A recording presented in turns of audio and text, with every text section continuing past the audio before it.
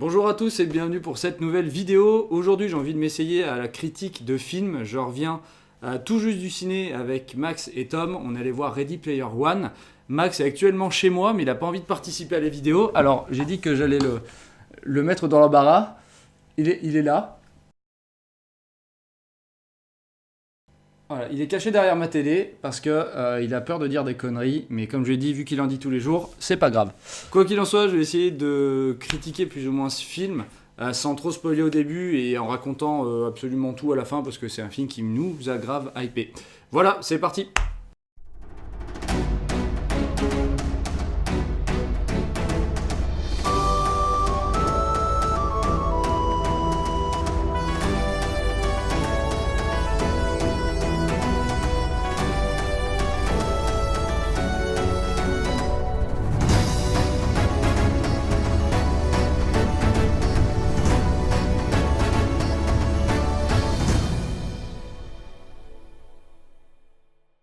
Donc pour commencer, au niveau du scénario, on va suivre Wade, alias j'ai bouffé son nom déjà, dans le film. Tu t'en rappelles ou pas? Je suis pas là. D'accord, il est pas là, c'est vraiment un salopard. Bref, on va suivre Wade qui sera plongé dans le jeu vidéo l'Oasis. Ça se passe en 2045 ou 2050, dans un plus ou moins futur proche où les technologies style casque VR, etc. sont vraiment communes. Et donc l'Oasis c'est quoi en fait? C'est un MMO, on peut dire ça comme ça, un peu comme Sword Art Online. C'est un jeu vidéo où tout le monde peut y accéder de n'importe où. On a son propre avatar. Et l'idée c'est que le scénario va prendre place à la mort du développeur du jeu. Il a caché un easter egg dans le jeu et l'idée c'est que le premier qui va trouver cet easter egg va avoir l'Oasis pour lui tout seul en fait, va avoir le monopole de ce jeu vidéo. Donc pour le coup, le scénario, on le comprend très très vite dès les 15 premières minutes. L'idée c'est que tout le monde cherche cet easter egg depuis 5 ans après la mort du développeur. Pour ce faire, il y a des énigmes, comme dans tout bon jeu vidéo, qui vont se dérouler en 3 étapes. Donc l'idée c'est de passer 3 défis pour obtenir 3 clés qui permettra en fait d'accéder à la salle finale, plus ou moins, du jeu pour trouver ce fameux easter egg. Donc personne n'arrive à le trouver dans le film et on démarre donc très rapidement en fait au premier défi et je crois que je vais déjà commencer à spoiler mais c'est pas grave, donc au pire des cas c'est chaud quand même. Ça fait combien de temps que je tourne? Ça fait 3 minutes 20 secondes. On va la refaire. Avant le premier défi, on voit donc nos deux personnages qui sont dans l'Oasis, donc ça pose les bases, ça nous explique ce qu'est l'Oasis, ce qu'est le monde réel. Et après l'annonce en fait de l'easter egg, on va avoir 2 pôles dans le scénario qui vont plus ou moins s'affronter. C'est qu'on va avoir le pôle de joueurs, j'allais dire nous, le gars il est vraiment trop... Le pôle de joueurs qui va donc chercher l'easter egg parce que ce sont des fans de jeux vidéo comme vous, comme nous. Et après on aura un autre pôle entreprise, si on peut dire ça comme ça, l'entreprise 101 qui elle va plutôt chercher l'easter egg pour le monopole du jeu vidéo et forcément pour l'argent, etc. Donc on va avoir cet affrontement qui va se dérouler plus ou moins de part et d'autre du film, qui est assez bien réalisé je trouve, ça fait pas trop d'un côté, pas trop de l'autre. Voilà, pour le coup, pour le speech à peu près, et c'est assez bien amené et on est vraiment dans le timing assez rapidement. À partir de maintenant, je vais spoiler, donc je vais essayer de raconter le film, ce qui m'a plu, les petits clins d'œil, etc. Si vous comptez aller voir le film, regardez pas. Parce que ce serait dommage, il y a beaucoup de clins d'œil, beaucoup de choses qui sont prenantes et qui sont sympas à découvrir durant le film. Si vous en avez rien à carrer et que vous voulez quand même aller le voir, bah regardez la vidéo, ce sera avec plaisir. Allez, bah c'est parti pour la phase avec les spoils. Donc on attaque la première partie du film, ça va être le film, moi je le décompose en plus 4 phases à peu près. Chaque défi, c'est une phase, ouais, 4 ou 5 phases, peu importe. Le premier défi, c'est une course de voiture, et c'est à partir de ce moment-là qu'on commence à avoir des tonnes de clins d'œil. Moi, j'étais plutôt comblé, puisque le premier clin d'œil que j'ai remarqué, c'était la DeLorean, ça va être le véhicule du personnage principal. Mais on a plein de véhicules, enfin ça fait vraiment une ligne de départ entre split seconde, course à la mort, enfin il y a vraiment plein de clins d'œil. Et dans cette première course, donc l'idée c'est que les joueurs n'ont jamais réussi à faire cette course. Ils vont donc essayer de la faire. Et juste avant l'arrivée, le personnage principal va faire un demi-tour en disant ouais, c'est impossible de le faire. Et il attrape un personnage une gonzesse qui arrive avec une moto rouge, la moto de Akira, encore un clin d'œil. Donc il l'empêche d'accéder à la ligne d'arrivée et on a un gros clin d'œil avec le King Kong qui sort en fait à la ligne d'arrivée, qui défonce la moto. Et c'est à partir de ce moment-là qu'on a deux personnages, un noyau de personnages principaux qui vont commencer à se greffer, en plus des personnages qu'on avait au début. Et qui vont plus ou moins parler de l'Oasis au fil du scénario et se rendre compte que le personnage principal voulait prendre l'easter egg pour lui plus ou moins, et le deuxième personnage principal, la nana Artemis, si je dis pas de bêtises, qui veut elle plus ou moins le prendre pour le protéger, puisque l'entreprise 101 qui essaye de choper cet easter egg a tué, si on peut dire ça comme ça, son père. En gros, il a été criblé de dettes, je pense que c'est le terme exact. Il a emprunté du matériel pour accéder à l'Oasis, qui est la seule source d'amusement en fait dans leur époque, dans leur monde. Et en empruntant ça, il s'est créé des dettes, il a été obligé de travailler en travaux forcés dans l'Oasis. C'est l'espèce de petit box qu'on voit dans le film. Ça ressemble vachement à Assassin's Creed. L'entreprise Abstergo qui emploie plein de mecs dans l'Animus, en fait ils ont chacun des box, ça m'a fait penser à ça. Donc, en gros son père a bossé là-dedans et vu qu'ils ont des combinaisons, ils ressentent absolument tout. Il est tombé malade, il a fait un truc qui a fait qu'il a subi le décès. Donc la première partie on apprend pas mal de choses comme ça et on enquille assez vite sur une phase monde réel où justement ce que je vous expliquais, le système de l'entreprise qui essaye de prendre le jeu pour des fins monétaires, commerciales, est beaucoup plus mis en avant. On a le RPG, non le PDG, le RPG tout à fait, le PDG, enfin le grand responsable de l'entreprise qui est mis en avant et on comprend que ça va être le grand méchant du jeu, non du film. D'ailleurs son avatar c'est assez sympa, c'est espèce de, j'ai l'air un gros catcheur, mais non, c'est un mec assez baraqué. Il a l'avatar de Superman. On a la petite mèche. Il y a plein de clins d'œil dans le film, de tonnes de jeux. On a vu avec Max, il y avait Battletoad, Halo. Il y a le géant de fer qu'on voit assez rapidement, qui va faire partie intégrante du film. Il y avait quoi d'autre, Battleborn, on a vu, Gear of War. Enfin voilà, des tonnes de choses qui sont super sympas. On a Tracer de Overwatch. Ça a dû coûter un bras niveau budget, je pense, plus que les mondes de Ralph qui avaient pris des licences à l'époque mais sans les autorisations. Donc voilà, enfin bref, il y a plein de clins d'œil, c'est assez sympa. Après, on a la deuxième partie du film, le deuxième défi que j'ai déjà oublié. Ah non, Shining, évidemment, merci mon ami. Le deuxième défi, c'est un méga ultra clin d'œil à Shining. Ce passage est vraiment super bien monté. Je m'attendais pas à un niveau de détail aussi précis, si on peut dire ça comme ça. J'ai vu Shining il y a très longtemps. L'idée c'est qu'en fait dans le film, dès qu'ils trouvent une clé, ils vont trouver un indice qui vont les emmener à une nouvelle clé, etc. Donc on a l'alternation, enfin ça alterne entre l'Oasis, le monde réel où ils cherchent plutôt les énigmes, etc., avec quelques phases d'action pour booster un peu le tout. Et la phase Shining, en fait, ils vont dans l'espèce de médiathèque qu'il y a dans l'Oasis. Ils font des recherches par rapport aux concepteurs, comme nous, en fait, on ferait si on veut chercher des easter eggs sur des jeux où j'ai déjà eu fait, comme il y a eu Sea of Thieves qui est sorti il y a pas longtemps. On a cette fusion, en fait, entre monde virtuel et monde réaliste, moi, que j'ai bien apprécié, que j'apprécie même dans la vraie vie, où on va devoir les piocher des informations sur les réseaux sociaux, sur les créateurs, etc., pour pouvoir les inclure dans le jeu.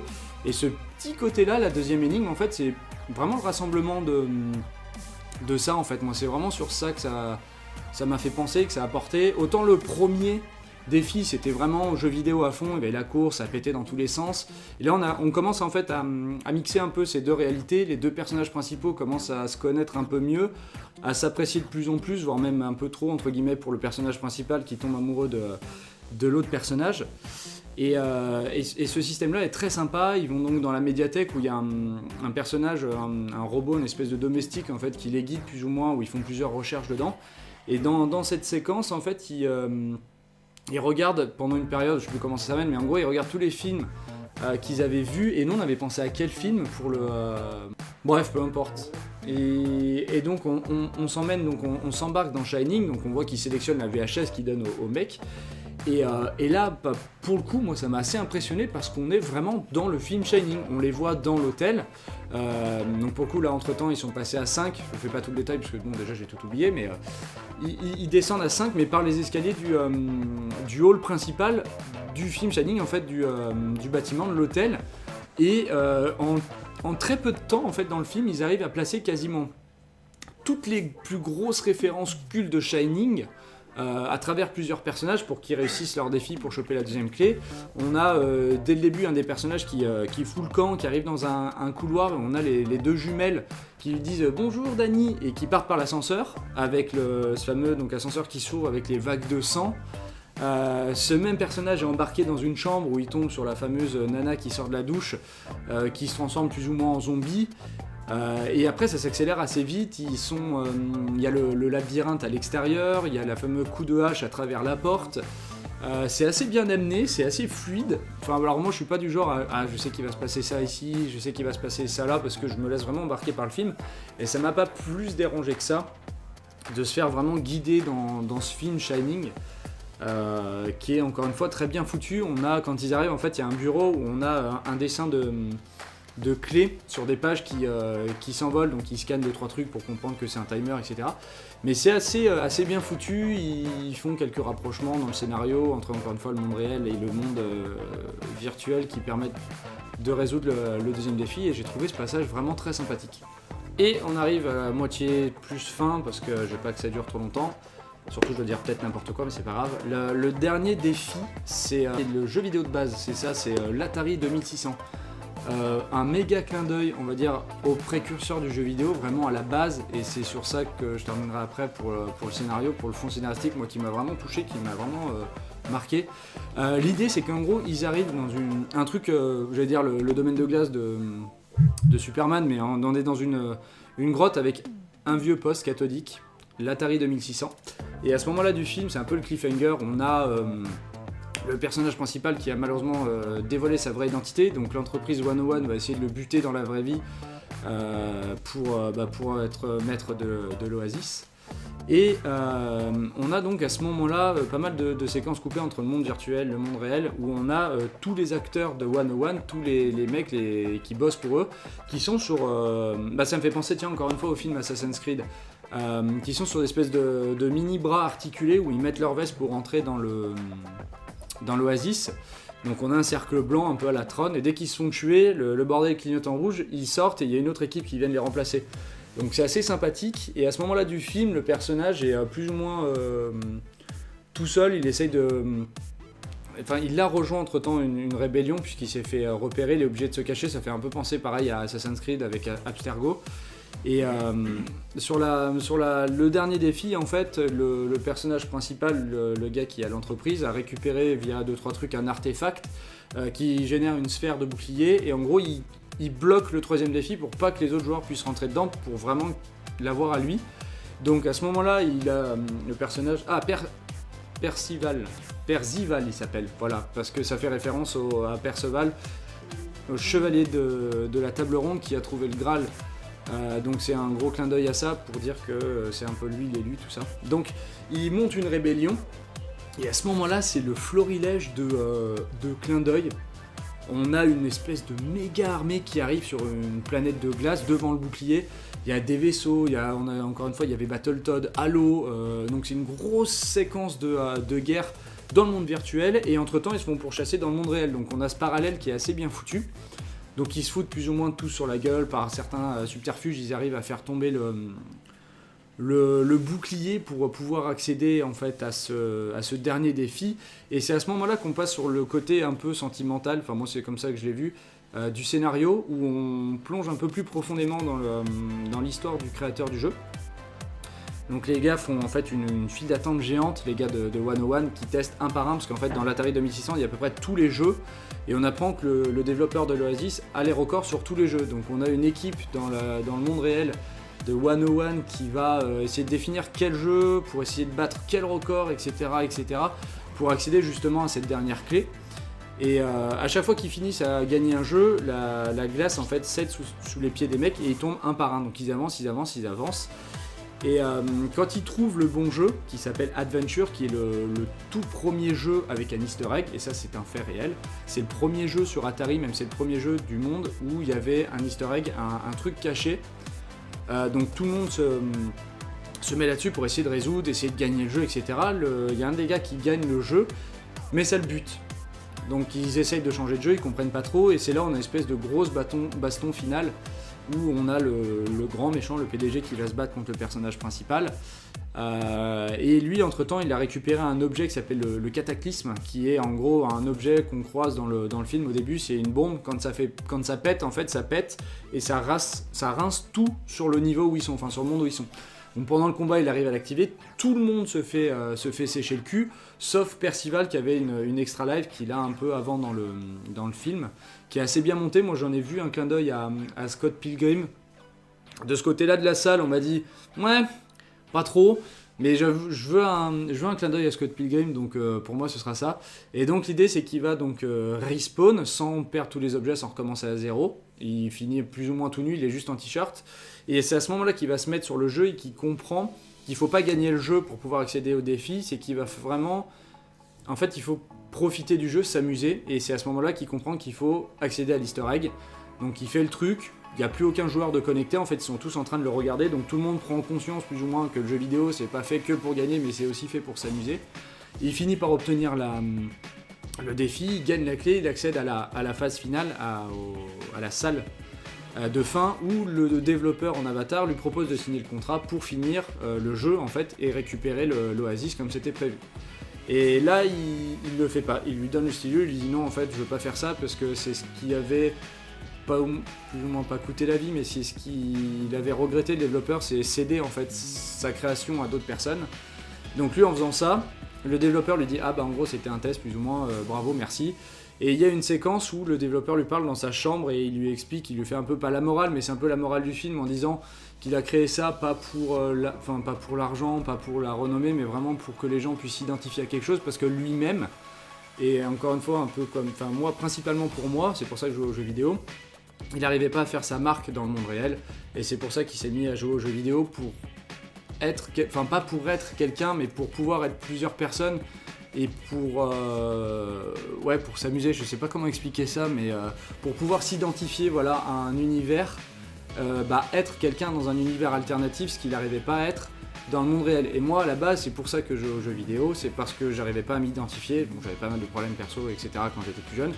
Et c'est plus ou moins ça qui m'a permis de tirer, on va dire, la vie réelle du bon côté, et de me permettre de progresser en parallèle, et c'est pour ça que je suis là devant vous, devant la caméra, c'est un peu grâce à, même carrément grâce aux jeux vidéo, et voilà, donc j'ai trouvé moi le final super touchant, j'ai vraiment beaucoup aimé le scénario, ça m'a fait un bien fou, alors entre autres les scènes d'action, etc., le scénar qui est en parallèle de tout ça est bien amené, ça s'est bien construit, ça m'a pas laissé faire « Ah putain c'est un peu long ça » ou « ça ils auraient pas dû le mettre ». Bon après je suis très fan des jeux vidéo, forcément je suis très fan de la pop culture, et je pense qu'avec Ready Player One ils ont vraiment réussi à mélanger tout ça, à convaincre pas mal de gens, et moi ça m'a encore plus conforté dans l'idée du jeu vidéo, en tout cas de la façon dont je vois le jeu vidéo, qui est donc pas une machine à fric, parce que l'idée un peu voilà, du film,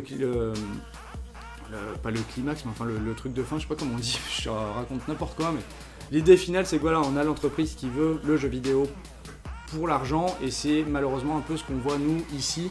Tout le monde est au courant quasiment, et moi je travaille dans le jeu vidéo, et on le voit moi je pense le voir de plus en plus sur certaines licences à succès, où les jeux sortent mais trop vite. Les Assassin's Creed sont un bon exemple. Le Assassin's Creed Unity qui était sorti, il était sorti trop vite, il était plein de bugs, ça n'a jamais été vraiment résolu. Le scénario était sympa, alors moi j'avais beaucoup apprécié parce que c'était en France, mais vous regardez, moi par exemple mon frangin qui est fan de la licence depuis toujours, à partir de Unity, il s'est très vite détaché de Assassin's Creed et ça l'a gonflé parce que scénario bâclé, pas trop de nouveautés, etc.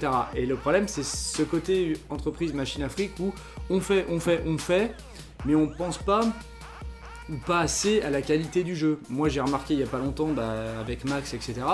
On s'est acheté 2-3 jeux, mais ce qu'on appelle des accès anticipés, des early access, des Darwin Project, des Deep Rock Galactic et autres, qui coûtent pas 70 €, qui sont pas développés par 12 000 personnes, qui ne sont pas commercialisés, qui sont pas mis en avant par des millions de dollars de pubs, etc.